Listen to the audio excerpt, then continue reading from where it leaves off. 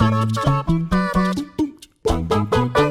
guys, what's up? It's Jules here for WhatCulture Gaming, joined by the lovable rogue that will always put a bit of nitro fuel into my tank, Scott Tailford. Scott, thank you, hi. Hello, and how are you today? I'm very good. Now, do you like class action lawsuits? I am involved in many, so yes. Are you also Nintendo? Because they've got one coming their way. So there's one of my lawsuits actually is me claiming to be Nintendo when I'm not. Well, so. that's not going to get off the ground, as opposed to this segue. Okay. Because if you haven't got a Switch yet, but for the people who got them either at launch, in that sort of initial window across 2017, there was a whole bunch of JoyCon disconnect issues back then, but there is a new issue with the left analog stick, where it's the issue's called drift, which is the same thing we had in 2017. Yep. But it just means that it keeps registering the same input over and over again, even though you've let off the stick, which is horrible in platformers and every video game. You used to get that sometimes with the Wii U as well. Like you connect into another controller and it would be constantly like going left or right, or there'd be like the motion control would be completely messed up.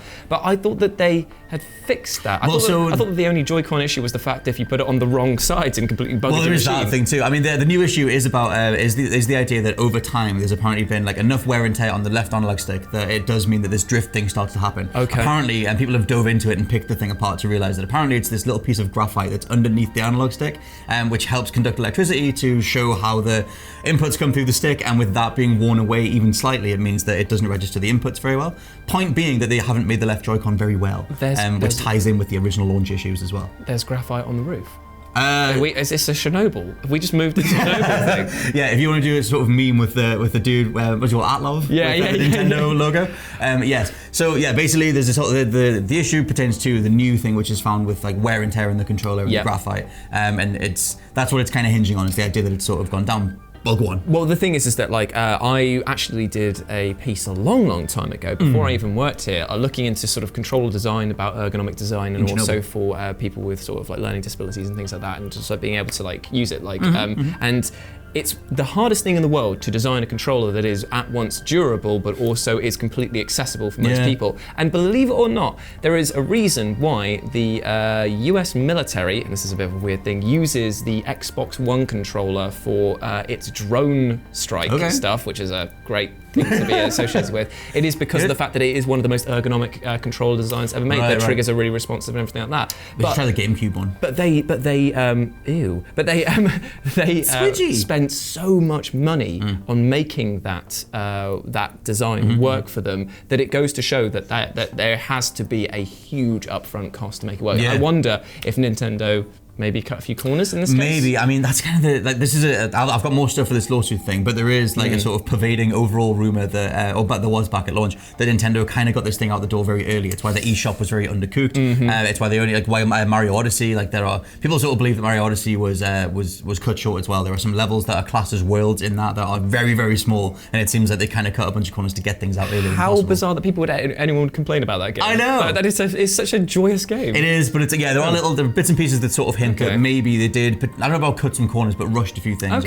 Maybe had a bit of problem. Anyway, so the current class action lawsuit on behalf of the idea that the system has unnecessary wear and tear comes from, and let me get this name right, the law firm Chemical Schwartz Kreiner and Donaldson Smith, which is a damn good law name. That is really strong. It's not Nelson and Murdoch, but it's pretty good. That's good. Can you say it one more time?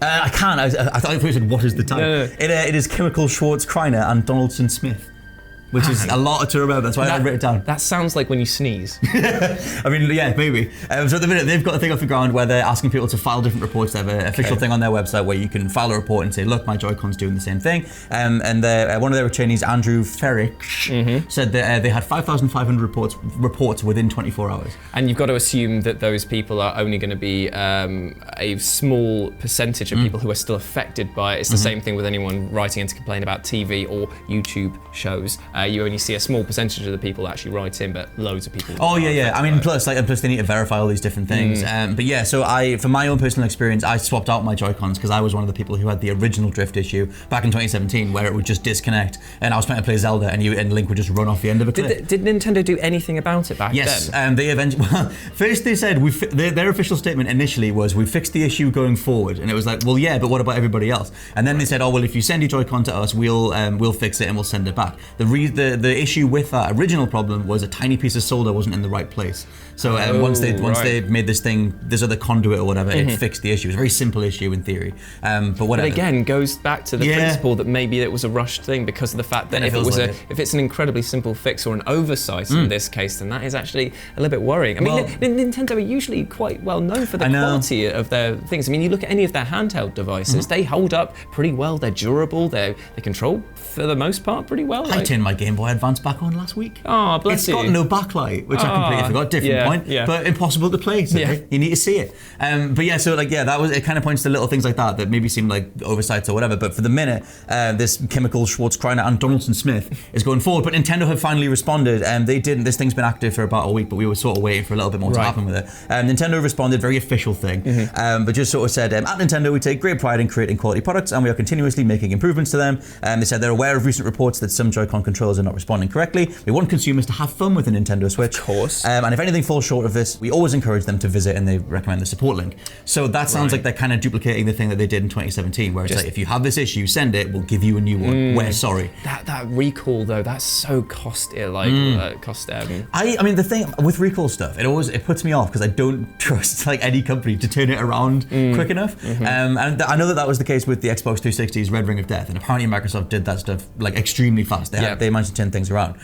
With in Nintendo's case, I ended up replacing my left Joy-Con because I was just sick of it disconnecting, and I wanted the Splatoon colors, so I ended up doing that. How much did that cost you? Just out of £60. Now that's in madness. That's a really weird situation in that you're buying replacements for a machine that shouldn't have that issue. True. I mean, I didn't buy them. I just ended up getting them because they'd made some Splatoon colors, and I'm a sap for Splatoon. Fair enough. But it did solve the problem of the Joy-Con issue. But I think if I'd kept going with my left Joy-Con, I would have the same issue, because it seems like everybody who invested in the launch window or that first year, before it was addressed and before they went, we're fixing the issue going forward, everyone who has a Joy-Con from before that point seems to now be experiencing the wear and tear issue, which it all points to the fact that the left Joy-Con just wasn't made very well. I wonder as well if this is prompting them to push forward with their new lines of Switch that are coming out, because if they were aware that maybe the wear and tear was reaching this point, doesn't it seem a bit strange that they've waited? There was no window this year that actually stated that they had to release a console. Like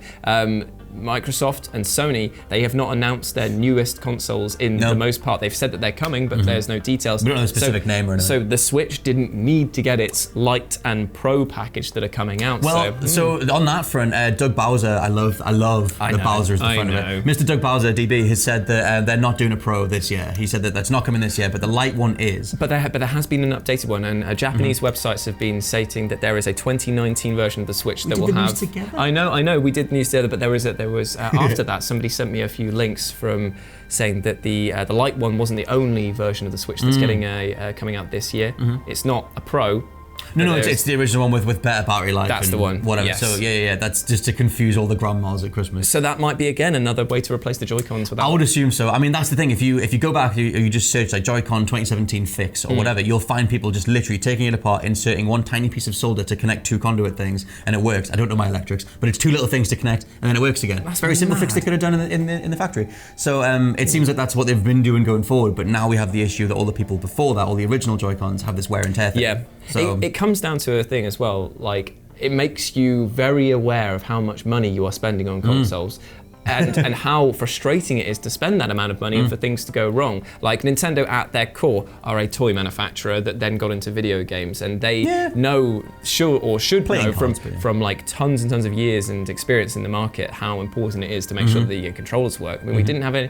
It was the same thing with the N64, with the middle analog stick that wore out so quickly. That was doing that really weird technique. And had the horrible waggle into it as well, which just looked like some floppy dingus. Just didn't. As a man who's finally getting an N64 for his 30th in like 3 days or whatever, even the N64 controllers that I've bought have the little waggle. Yeah. So you can't get a brand new one these days. But even if you could, it would probably do the waggle thing. Yeah. In like 5 hours of playing Mario Kart. Maybe because you'd be absolutely destroying it. You are not a gentle man when it comes to playing games. I hear controllers crack and break under your thing. How dare you? I've only broke one controller. Right. Seriously, when we last played Crash Team Racing all those moons ago, right? And we were there, and I heard I went in first. Or somebody went in first and you went into second place. I heard the controller visibly squeeze and crack as you were racing. I was like, oh my God, this man's going to have an aneurysm if we don't let him. No, I mean, the one, that's a lie. I was always in first place. There's no way that would have been any different. But I also remember talking to Ben Roy, who said that he twisted his controller in anger. And I think it was him, and he just ripped it apart. I was like, how strong are you? But things like that point to the sort of build quality of these sorts of things. Indeed. Either way, Nintendo's kind of in the firing line.